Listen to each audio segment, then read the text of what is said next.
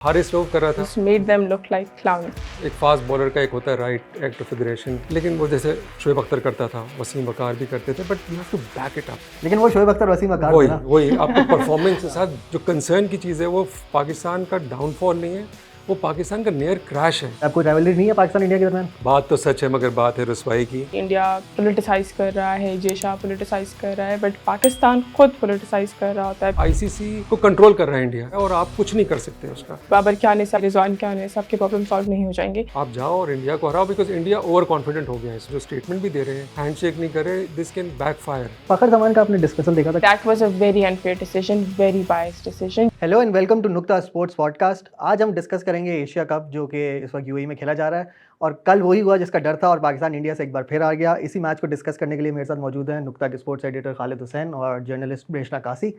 अच्छा, तो खालिद साहब मैं पहले आपसे स्टार्ट करूँगा। अच्छा, मेरा ख्याल से मोरलेस हम सबको एक्सपेक्टेड था कि पाकिस्तान इंडिया को नहीं हरा पाएगा, लेकिन मैच के बाद सूर्या कुमार यादव जो कि इंडिया के कैप्टन हैं, उन्होंने एक स्टेटमेंट दी कि अब पाकिस्तान और इंडिया की कोई राइवलरी नहीं है। और आपने नोटिस भी किया होगा हम अक्रॉस ऑल फॉर्मेट 7 मैचेस उनसे हार चुके हैं, 7-0 हो चुका है और T20 आज में पिछले 15 में से 12 मैचेस हारे हैं। तो आपको क्या लगता है, कोई राइवलरी नहीं है पाकिस्तान इंडिया के दरमियान? वो मुनीब कहते हैं ना कि बात तो सच है मगर बात है रसवाई की। देखो, राइवलरी होती है, 2-3 रीज़न होते हैं। पाकिस्तान इंडिया की राइवलरी वर्ल्ड स्पोर्ट्स में one of the greatest rivalries कहलाती है, अभी भी कहलाती है। उसकी जो रीज़न्स होती हैं वो तो एक पॉलिटिकल राइवलरी है, एक हिस्ट्री है, हिस्टोरिक बैकग्राउंड है, प्लस टीम्स का 19-20 का फ़र्क होता है ज़्यादा से ज़्यादा। जब अच्छी राइवलरी होती है, उस हेल्दी राइवलरी उसको कहते हैं कि जिसमें दोनों टीमों में से कोई टीम भी किसी मैच में जीत सकती है। तो सूर्य कुमार इस बात को सही कह रहा है कि जब से T20s का हम उठाएँ तो पाकिस्तान 3 जीता है, वो भी शुरू में जीता था और उसके बाद 11-3 का है और रीसेंट तो बहुत ही बुरा है, तो उसमें कोई शक नहीं है। बट द थिंग इज़ कि देखो मुनीब, वो कहते हैं ना कि आजकल इंडिया का राइज़ है, to every rise there has to be a fall. तो इंडिया का भी फॉल आएगा। एक ज़माने हमारा राइज था, when I was growing up, मुझे याद है आई वाज 13 इयर्स ओल्ड, मेरी ज़िंदगी का जो सबसे मेमोरेबल मैचेस जब मेरी पे एच हुए हुए, उसमें एक कोलकाता का वनडे था पाकिस्तान इंडिया का, जो सलीम मलिक ने 36 बॉल 72 रन्स करके जितवाया था। उस ज़माने में 36 बॉल पे 72 रन्स की इनिंग बहुत रेयर होती थी। तो उस ज़माने में पाकिस्तान इंडिया जाके 5-1 जीता था। बिल्कुल मोर और लेस जो आज लग रहा है हमें कि आउटकम आपको पता होता है कि इंडिया जीत जाएगा, पाकिस्तान हार जाएगा, वैसे उस वक्त तकरीबन इसी तरह का सिनेरियो होता था पाकिस्तान के फेवर में। लेकिन जो कंसर्न की बात है ना, अब इंडिया पाकिस्तान के बीच में आए हैं, बहुत सारे स्टेजेस आए हैं जब दोनों के जो लेवल था उसमें फ़र्क होता है। जैसे मैं बताया कि 80s में 90s में अभी तक भी पाकिस्तान इंडिया से बहुत बेहतर था, बट जो फ़र्क था वो इतना था। अब ये हुआ है कि इंडिया का फॉर द लास्ट, उसके मैं रीज़न बताऊंगा, 20-25 साल में उनका लेवल ऊपर गया है और फॉर सम रीजंस हमारा नीचे गया है। तो जो जो ड्रामेटिक चीज़ हुई है, जो कंसर्न की चीज़ है, वो पाकिस्तान का डाउनफॉल नहीं है, वो पाकिस्तान का नियर क्रैश है। Pakistan has crash to rock bottom. Specially आप देखेंगे रिसेंट टाइम में, आप देखें रिजल्ट्स का, ओमान जैसी टीम के अगेंस्ट स्ट्रगल करना, यूएई जैसी टीम्स के अगेंस्ट स्ट्रगल करना, यूएसए से हार जाना, अफगानिस्तान से हार जाना, this shows this is not one of, this is a trend, और ट्रेंड आपका आ रहा है बिल्कुल क्रैश की तरफ शो कर रहा है। That's the big concern. जो लेवल का फ़र्क है वो तो कैचअप हो जाता है, जो थोड़ा सा फ़र्क होता है, जैसे इंडिया ने कैचअप कर लिया, इंडिया को 20 साल लगे, इंडिया को 20 से 25 साल लगे पाकिस्तान के बराबर आने के और पाकिस्तान से ऊपर जाने के लिए। उसमें पाकिस्तान का अपना कंट्रीब्यूशन भी है कि जब इंडिया अपनी बिल्डअप कर रहा था, I was in India in 2007, पूरी सीरीज़ में था, I visited a lot of places. Jaipur of all places which was not a major cricketing centre for India. RL जो राजस्थान क्रिकेट एसोसिएशन थी, उसने इतनी बड़ी एकेडमी बनाई हुई थी फॉर फास्ट बॉलर्स। अब राजस्थान से कोई ख़ास फास्ट बॉलर्स नहीं आते थे। मैंने उनसे पूछा आपने क्यों किया, उन्होंने कहा भाई हमने इंडिया के लिए किया है। और आप देखें उनके बाद आप जसप्रीत बुमराह जैसे बॉलर्स उनके पास आए, फास्ट बॉलर। उससे पहले भी एक लाइन ऑफ फास्ट बॉलर्स आए जो पहले नहीं होते थे। कपिल देव के अलावा कोई आपको फास्ट बॉलर नज़र ही नहीं आता था। हमने इन द मीन टाइम एक म्यूज़िकल चेयर्स की गेम लगाई हुई है। ज़का अशरफ आएंगे, नसीम अशरफ चले जाएंगे, नजम सेठी साहब आ जाएंगे, अब मोहसिन नकवी साहब हैं। भाई ये कौन लोग हैं? मतलब इनका क्रिकेट से क्या ताल्लुक़ है? इन्होंने क्रिकेट को क्या दे देना है? इनको इतनी क्रिकेट में घुसने की ज़रूरत क्या है? लाइक वो सब चीज़ें हमने देखनी पड़ेगी, सोचनी पड़ेगी। और ये ही वजह है कि पाकिस्तान इंडिया के लेवल में फ़र्क आता जा रहा है। इंडिया ऊपर जाता जा रहा है, हम नीचे जाते रहे हैं, बिकॉज वो अपने सिस्टम पे काम कर रहे हैं और हम अपने सिस्टम जो बना हुआ भी था उसको हम ख़त्म कर रहे हैं। तो सूर्य कुमार बिल्कुल सही कह रहे हैं ये बात कि राइवलरी अगर आप देखा जाए, देखो राइवलरी स्टैट्स पे नज़र आ जाती है। अगर आप पिछले 7-8 मैचेस देखें, इंडिया बड़े अच्छा सिर्फ पाकिस्तान हार नहीं रहा, बड़े मार्जिन से हार रहा है, लाइक सिग्निफिकेंट मार्जिन से हार रहा है, हम क्लोज भी नहीं आ रहे हैं मैच जीतने के। तो this is very alarming for Pakistan. मतलब we have gone towards a point जब आपकी क्रिकेट क्रैश कर रही है। अच्छा ब्रेशना, खालिद साहब कह रहे हैं पाकिस्तान की क्रिकेट क्रैश कर रही है, तो how do you see it? मतलब वो राइवलरी फिर अब ख़त्म समझें? अगर अब लाइक संडे को भी अगर अगर हमारा फाइनल पड़ जाता है इंडिया से, मुझे मुश्किल है, पता नहीं क्या पता हम श्रीलंका और बांग्लादेश में भी किसी को हरा पाएँ या नहीं, तो डू यू थिंक कि यहाँ पे वन साइडेड ही रहेगी राइवलरी पाकिस्तान इंडिया की, और like there is no hope for Pakistan? I think yeah pretty much अगर हम रिसेंट ट्रेंड देखें पाकिस्तान और इंडिया के क्लैशेस का, तो it has been pretty one-sided and it is going to go that way if things continue the way they are, right? तो PCB we very easily हम India को टारगेट करते हैं कि भाई इंडिया पोलिटिसाइज़ कर रहा है, जे शाह पोलिटिसाइज़ कर रहा है, बट पाकिस्तान खुद पोलिटिसाइज़ कर रहा होता है। पीसीबी जैसे खालिद साहब ने भी मेंशन भी किया है कि भाई नजम सीटी आ रहा है म्यूजिकल चेयर्स बोर्ड का, तो I think Pakistan cricket team की परफॉर्मेंस और क्रैश का reason is the instability of the cricket board, right? Cricket board stable है ही नहीं। तो if you don't have a stable board, if you don't have the players, team आपकी stable नहीं है, coaching staff आपका stable नहीं है, तो पाकिस्तान क्रिकेट तो इम्प्रूव तो ऑब्वियस सी बात है नहीं करेगा। अभी भी जो टीम अब आपने पिक की है, एवरीबडी वांट्स क्या रिजवान बाबर को रिटर्न कर दें। अगर आपका सिस्टम एक दो प्लेयर्स पे डिपेंड कर रहा है, then that's a very weak system, it's never going to succeed. Babar के आने से आपके प्रॉब्लम सॉल्व नहीं हो जाएंगे, रिजवान के आने से आपके प्रॉब्लम सॉल्व नहीं हो जाएंगे। You need to work, you need to invest on your system, you need to invest on your infrastructure.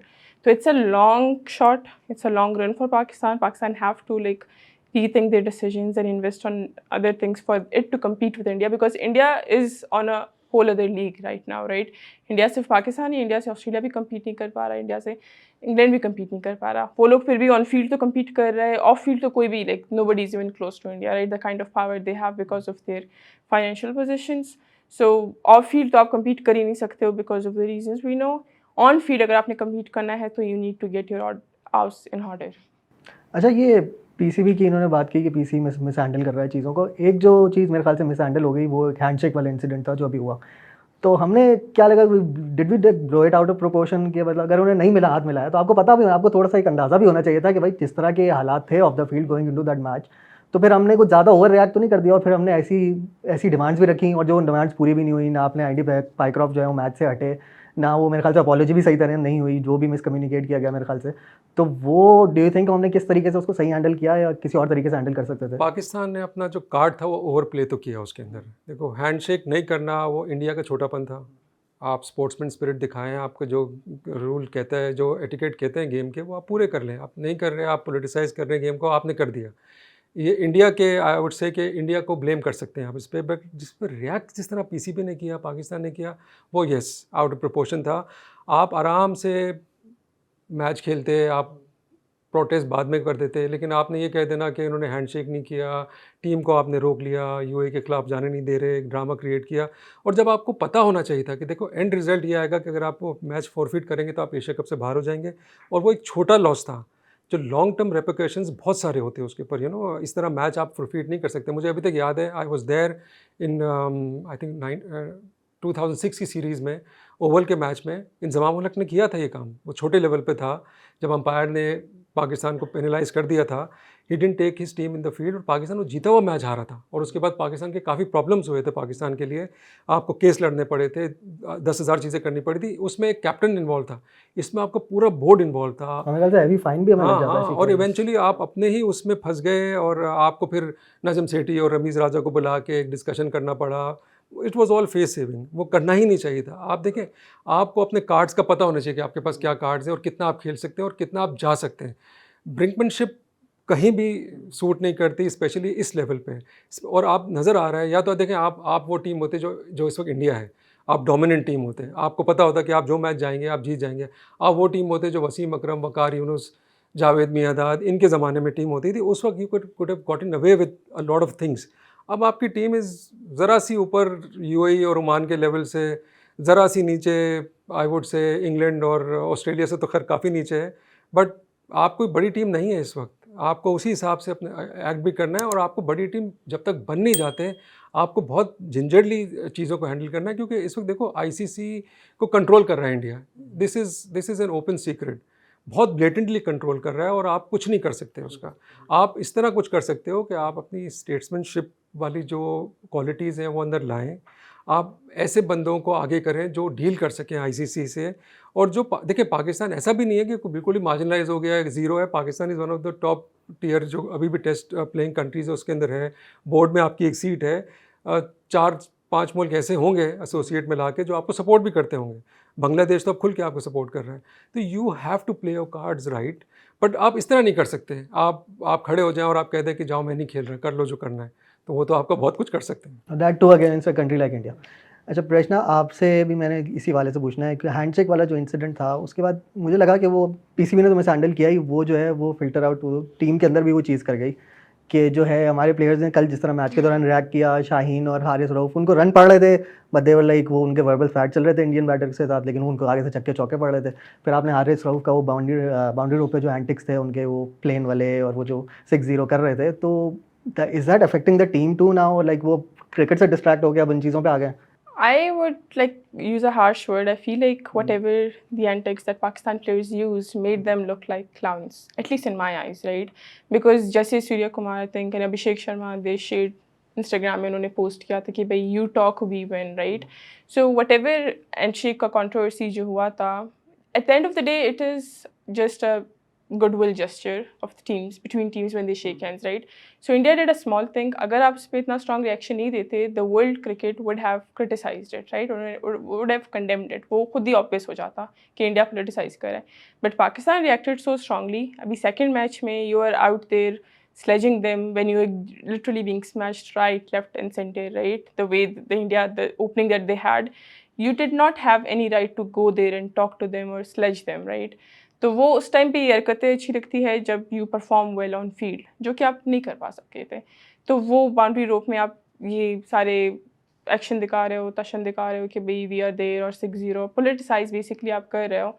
तो it doesn't reflect, I feel like it reflects very poorly on Pakistan players and cricket because your main job is to perform on field, right? क्या ये video आपको अच्छी लग रही है? ऐसी मज़ीद वीडियोज़ के लिए अभी नुक्ता ऐप डाउनलोड करें। अच्छा तो थोड़ा फील्ड के ऊपर वापस आ जाते हैं। अब पाकिस्तान इंडिया से पहला मैच हार गया है, 2 हमारे सुपर 4 के मैचेस बाकी हैं बांग्लादेश और श्रीलंका से। तो आपको लगता है कि कोई चांस है बांग्लादेश ने श्रीलंका को हरा दिया तो बांग्लादेश भी हमारे लिए आसान नहीं होगा, तो लगता है आपको एक दफ़ा फिर हमारा इंडिया से फाइनल होगा या हम इंडिया से फाइनल से पहले ही बाहर हो जाएंगे? हाँ, मैं उस पर आता हूँ, लेकिन पहले मैं उस पर बात करूँगा जो अभी प्रश्न भी कर रही थी। देखो जो हारिस रऊफ कर रहा था वो एक फास्ट बॉलर का एक होता है राइट एक्ट ऑफ फिगरेशन, लेकिन वो जैसे शोएब अख्तर करता था, वसीम वकार भी करते थे, but you have to back it up. लेकिन वो शोएब अख्तर वसीम वकार वही आपको परफॉर्मेंस के साथ बैक करना होता है। पाकिस्तान का जो प्रॉब्लम आ रहा है वो ये आ रहा है कि हम ड्रामे तो बहुत कर रहे हैं, कोशिश भी कर रहे हैं, लेकिन हमारे वो जो गट्स होने चाहिए, जो टैलेंट होना चाहिए, जो स्किल सेट होना चाहिए, और सबसे इम्पॉर्टेंट जो माइंड सेट होना चाहिए, जो हम जिस पे हम आ नहीं पा रहे हैं।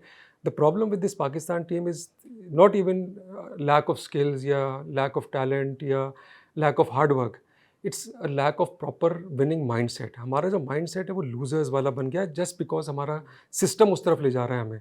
हमारा बदकिस्मती से जो सोसाइटी है, स्पोर्ट्स की मैं बात कर रहा हूँ, वो इनेबलिंग से ज़्यादा डिसेबलिंग है। अब हम बाबर आजम की मिसाल जैसे हम बात कर रहे थे, बाबर आजम ठीक है, लोग उसको बिग 3 में कहते हैं, जो कि मैं नहीं मानता कि बिग 3 में, but is one of the top world class batters है वो।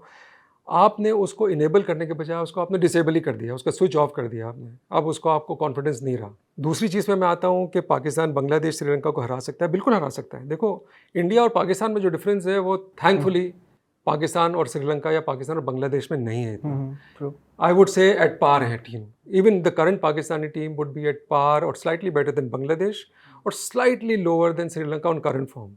तो आई वुड से कि Pakistan has a good chance of beating both of them. और जिस तरह पाकिस्तान को इस वक्त ज़रूरत है दिखाने की, पाकिस्तान को एक मौका चाहिए इंडिया से एक और मैच खेलने का। This should give them added incentive कि भाई हम 2 मैच हार गए, वो 2 मैच बिल्कुल हिस्ट्री हो जाएंगे, उन पे बिल्कुल ख़त्म हो जाएगा, आप इरेज कर देंगे स्लेट पे से, अगर आप इंडिया को फाइनल में पहुंच के फाइनल में हरा देते हैं।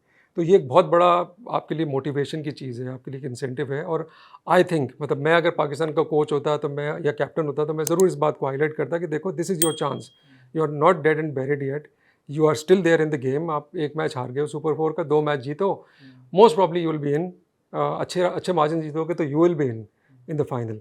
आप जाओ और इंडिया को हराओ, बिकॉज इंडिया ओवर कॉन्फिडेंट हो गया है इस वक्त। इंडिया के जो कैप्टन वगैरह जो स्टेटमेंट भी दे रहे हैं, हैंडशेक नहीं करे, this can backfire for them there is a chance, मतलब देयर इज़ अ होप।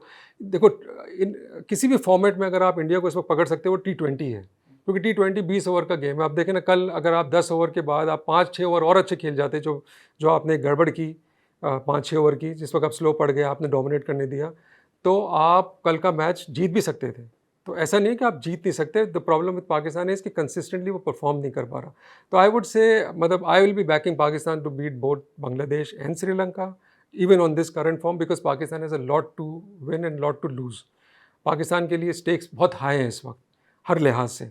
उन पे प्लेयर्स पे प्रेशर भी होगा। अब वो प्रेशर अगर बैकफायर कर गया, वो वाली जो आप चाह रहे हैं टीम करे, तो बैठ भी सकती है team. It can go either way, but from where I see it, I think they will go all out for it. और मुझे ये लग रहा है कि दोनों मैच पाकिस्तान जीतेगा, फाइनल आएगा। और फाइनल इतना वन साइडेड नहीं होगा, बिकॉज देखो बहुत सारे फैक्टर्स होते हैं। कभी कभी आप बॉक्सिंग में ऐसा होता है कि sometimes you punch above your weight. Pakistan ठीक है इस वक्त लाइट वेट है, but on a given day अगर कोई फ़खर अगर कल आउट नहीं होता, अगर मगर बहुत सारी चीज़ें होती है, बट फखर के आउट के ऊपर भी थोड़ी बात करनी पड़ेगी तो हमें। फ़खर अगर आउट नहीं होता, हो सकता है पाकिस्तान 190 करता और डिफरेंट स्टोरी होती। तो ऐसा नहीं कि पाकिस्तान बिल्कुल बाहर हो गया है। और T20 मैचेस का यही एक फ़ायदा है कि छोटी टीम भी, पाकिस्तान इस वक्त छोटी टीम है इंडिया के अगेंस्ट, छोटी टीम भी बड़ी टीम को अपसेट कर सकती है। मतलब they have to play to their potential, above their potential. तो आई वुड से मेरी प्रेडिक्शन ये है कि Pakistan is going to beat both Bangladesh and Sri Lanka, and probably they will reach the final. और वहाँ पे इतना वन साइडेड नहीं होगा जितने 7 विकेट और 6 विकेट वाले रिजल्ट्स आए ना। It will be a close match. Khalid साहब तो थोड़ा मुझे ऑप्टिमिस्टिक लग रहे हैं पाकिस्तान के चांसेस के बारे में रिमेनिंग मैचेस में। आप भी इतना ही ऑप्टिमिस्टिक हैं? I don't know, honestly. I feel like it is a possibility because Pakistan, like you said, Sri Lanka and Bangladesh are at war with the current Pakistan team, so it is likely, but you never know. I don't know. अच्छा, फखर जमान का आपने dismissal देखा था कल, catch देखा I था? did, and I feel like that was a very unfair decision, very biased decision, जो कि अभी repeatedly पाकिस्तान के साथ हो रहा है, right? The same referee, even the previous games, he was very biased towards Pakistan, और a lot of his decisions were overturned. Fakhar ज़मान का भी जो decision था, I think it was a very close call, and the way how quickly the third umpire decided कि it is out, especially when you have a gazillion cameras और आपने बाकी सारे angle से शो नहीं किया था, you know. And from where it looked like, it was a very close call, and it did bounce. At least to me, it और did benefit bounce. Of the doubt हमेशा batsman को जाता है। And exactly, cricket may benefit of the doubt goes to the batsman. So I think also I was surprised by how sudden the third umpire decided it was out. So I thought Fakhar was not out. तो कोई Indian influence का मसला तो नहीं है? वो तो हमेशा होता है. Indian influence is always there, you know. Everything they'll play the last game of the tournament. They'll have Yeah, all exactly, the decisions. So वो सारे tournament की जितनी भी छोटी-मोटी बातें होती है fixture की और umpires की और referees की, that always go in India's favor because of BCCI's influence. I think that is pretty obvious. But Fakhar looked really good yesterday, and Pakistan had a great start, and his dismissal definitely did affect the team. And I believe it was a misjudged. मतलब it wasn't right call. He was not out. Khalid sahab, you wanted to add something? हाँ, इसमें तो doubt ही कोई नहीं था यार। You could see, जितना भी दिखाया उनको टीवी पे हमें, उन्होंने साफ लग रहा था कि बॉल ग्राउंड पे बाउंस करके, फिर कभी भी ग्लव पे इतनी ज़ोर से बाउंस करके नहीं जाएगी। इवेंचुअली ये होता है कि बेनिफिट ऑफ डाउट, अगर आप डाउट कह रहे हैं, मेरे माइंड में तो कोई डाउट नहीं था, इट वाज नॉट आउट, वो भी बैट्समैन को जाता है। तो yes, that was a bad call. But देखो क्रिकेट में right now there is no level playing field. Things are tilted in favour of India, draws are tilted in favour of India, decisions are tilted in favour of India. वो तो होगा, आपको you have to live with it. और उसके लिए आपको वही मैं दोबारा बात कहूँगा कि जो आपका पोटेंशियल है उससे बियॉन्ड आपको परफॉर्म करना पड़ेगा, इस एशिया कप में भी, और आगे वर्ल्ड कप भी आ रहा है, बीच में और भी जगह पे आप खेल सकते हैं। तो देखो पाकिस्तान के पास, जैसे मैंने पहले कहा कि स्टेक्स बहुत हाई हैं। आपका और इंडिया का जो मामला है वो सिर्फ स्पोर्ट्स की फील्ड पे नहीं है, it's a very political thing. और जो रिसेंट आपकी जो वॉर चल रही है, और जो अभी आपके पर सर पे तलवार एक लटकी भी हुई है कि किसी वक्त भी फिर से छिड़ सकती है ये लड़ाइयाँ, तो उस वक्त आपका स्पोर्ट ही एक चीज़ है जिसमें आप इंडिया से आके खड़े होकर कह सकते हैं कि ठीक है यार, you might be a better team but we are not as bad as you think, हम कर सकते हैं। और वो आप किस तरह कर सकते हैं, आज एशिया कप में आप कर सकते हैं, जो अभी आपके करंट प्लेयर्स गए हैं उनको आप मोटिवेट करके उनको आप गेम प्लान अच्छा दें। ये गलतियां ना करें कि किसको भेजना है, आपने किसको भेज दिया, कहाँ जाके आपने मैच का टेम्पो चेंज नहीं होने देना। आपको अगर आपसे बाउंड्री नहीं लग रही तो कम से कम स्ट्राइक रेट तो रोटेट करते रहे, स्ट्राइक रेट तो अच्छी रखें अपनी। तो वो सब चीज़ें आपको करनी है, लेकिन लॉन्गर टर्म में you will have to take a long hard look at what's wrong with the game, what's wrong with the setup, everything is wrong right now. आपको नज़र आ रहा है फ्रॉम टॉप टू बॉटम, आपकी हर चीज़ गड़बड़ है इस वक्त पाकिस्तान क्रिकेट की। जब तक आप वो फिक्स नहीं करेंगे, और देखिए ओवरनाइट फिक्स नहीं होगी, वो आप मोहसिन नकवी को चेंज कर दें उससे भी फिक्स नहीं होगी, आप सलमान आगा को हटा के किसी शाहिन अफरीदी को, बाबर आजम को कैप्टन लिया, उससे फिक्स नहीं होगी। मोमेंटरीली आपको हो सकता है छोटा मोटा रिजल्ट मिल जाए, लॉन्ग टर्म में आपको वही काम करना पड़ेगा जो इंडिया ने किया। इंडिया ने 80s में देख लिया कि हम we are no match to what Pakistan is has to offer, उनकी एबिलिटीज़ का हम मैच नहीं कर पा रहे। उन्होंने कहा किस चीज़ में हम पाकिस्तान से पीछे हैं, उस वक्त आप हर चीज़ में पीछे थे, स्पेशली बॉलिंग में, फास्ट बॉलिंग में। उन्होंने 20-25 साल लगाए हैं, तब जाके उसका आउटकम नज़र आना शुरू हुआ। अब तो एक के बाद एक बॉलर लगा हुआ उनके अब बीच में। लगा हुआ है, अब उनके पास एक सप्लाई लाइन है, सप्लाई चेन बन गई है, लाइक, ठीक है ना। पाकिस्तान का प्रॉब्लम ये है कि हम एक्सपेक्ट करते हैं कि out of the blue Arshad Nadeem type को कैरेक्टर आए और आपको वर्ल्ड कप या गोल्ड मेडल जितवा दे, तो वो होगा, रेयर होगा, लेकिन वो वो आपको आपने देख लिया ना हाँ, वर्ल्ड एथलेटिक्स में कि वो हाँ, फिर वो तो सिस्टम नहीं होता तो हाँ, फिर यही वो होता है। बार बार नहीं होगा। अगर आपको बार बार करना है, आपको कंसिस्टेंसी चाहिए, तो आपको एक सिस्टम बनाना पड़ेगा और उसके ऊपर इन्वेस्ट करना पड़ेगा और उसको टाइम देना पड़ेगा। एक चेयरमैन नहीं कर सकता, 2 साल में नहीं कर सकता, आपको 10 से 15-20 साल का प्लान आज बनाएंगे तो मे बी 10 साल बाद आप इंडिया को इस पोजीशन में आएंगे जो इंडिया आपसे के साथ जिस पोजीशन में इस वक्त है। But that can happen if we decide कि हमें करना है। प्रॉब्लम ये आ रहा है कि हमारा जो जो हमारे प्लेयर्स की इंटेंट के बारे में कहते हैं, तो हमारे ऑफिशियल्स की भी इंटेंट ही नहीं है ना उसके लिए। इंटेंट होगी जब वो अपने अंदर देखेंगे कि मैं ये गलतियाँ कर रहा हूँ, वो मानेंगे और उसको रेक्टिफाई करेंगे, तब जाके आप चीज़ सही कर सकते हैं ना। जब आप चीज़ मानेंगे नहीं कि आप कोई गलत कर रहे हैं, आप तो समझ रहे हैं कि आपने इस वक्त वर्ल्ड क्रिकेट में एक धमाका कर दिया है और आपने सबको प्रेशर में लिया है, तो भाई वो इस तरह तो चीज़ें नहीं होती। प्रेशर में तो लगता है हम खुद ही आए हैं, बाकी दुनिया तो नहीं आई। तो इसी बात पर रैप अप करते हैं show. Thank you so much for joining me on this podcast today. So ये था नुक्ता की sports podcast. Hope you liked it. Until next time, अल्लाह हाफिज़।